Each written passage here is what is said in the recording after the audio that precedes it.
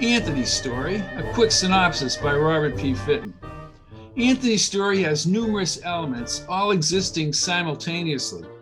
Finding the backstory of one Anthony Stefani, as the title indicates, is a primary objective of this book. And we have a murder in Hamilton.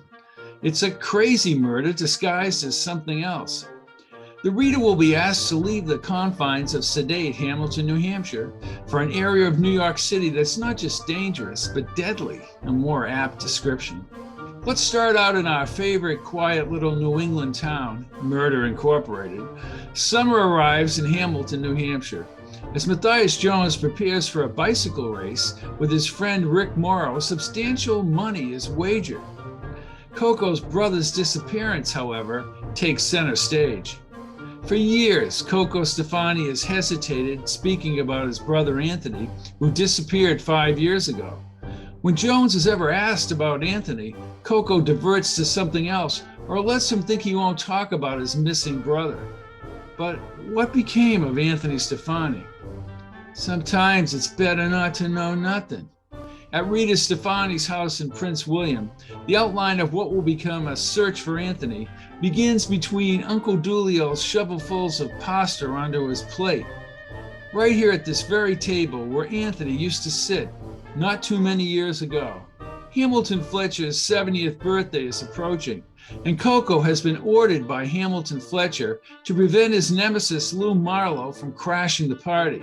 It's rumored that Marlowe was somehow involved in tampering with Dorothy Fletcher's car in upstate New York, leaving Hamilton Fletcher a widower. When Coco begins rehabbing Club Max, he finds a framed photo of himself and Anthony, brothers who looked as if they were identical twins. Coco opens up about Anthony just becoming engaged and being on top of the world at the time of his disappearance. Dulio thinks Anthony was on his way to New York City. Albert Fiore, the Boston crime mogul, tracked down Anthony to deadly gangs in New York City. Coco was in New York City for close to a month before returning to Prince William, and Coco refuses to tell Jones why Anthony ended up in New York City. There's no definite proof that Anthony's dead, Jonesy. I love that kid, but he ain't coming back. When Hamilton Fletcher's archenemy Lou Marlowe is murdered, Jones inadvertently in his own investigation finds a New York City connection to Anthony in a place called Flanagan Field, a place where Bucky Driscoll's antics nearly gets Jones killed. There's gunfire instigated by Bucky's big mouth and clumsy hiking around the once vital airfield. So, happy birthday, Hamilton Fletcher. Bucky and Arnie take over the sound system as a local crooner is late, and sparks literally fly when the amplifier lands in the Fletcher pool. Oh boy, Arnie is face down in the water. The way Lou Marlowe dies is both astonishing and grotesque. Kevin Phillips, Jones's biking partner from the Prince William Police Department, strongly suggests that Hamilton Fletcher wanted Lou Marlowe dead, which is 100% true. Hamilton is jumping for joy when he finds out that Marlowe is dead. But the Fletcher patriarch is now afraid that Sean Grogan, Marlowe's personal assistant, will blame the murder on Hamilton Fletcher.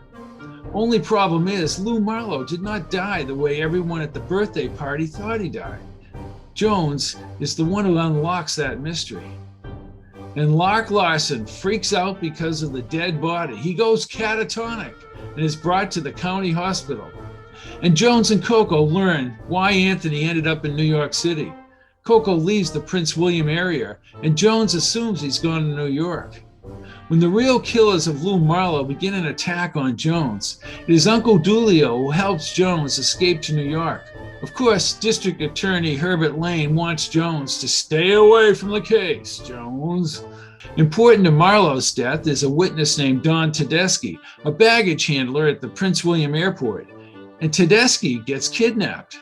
Jones and Uncle Dulio are in the center of violent international gangs who do not want to be investigated for anything. As Jones is sheltered in an older lady's house, he learns that this woman is Bucky Driscoll's mother, and he understands the true lineage of the Hamilton College security cop. World War III would be a walk in the park as compared to what happens to Jones and Coco in New York. If not for Uncle Dulio, they'd both be dead.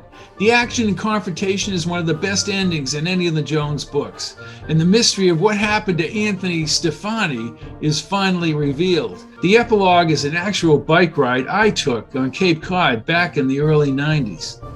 Jones and Rick Morrow raced to the end.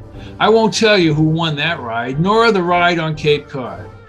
Anthony's story is available on Amazon in Kindle and in paperback.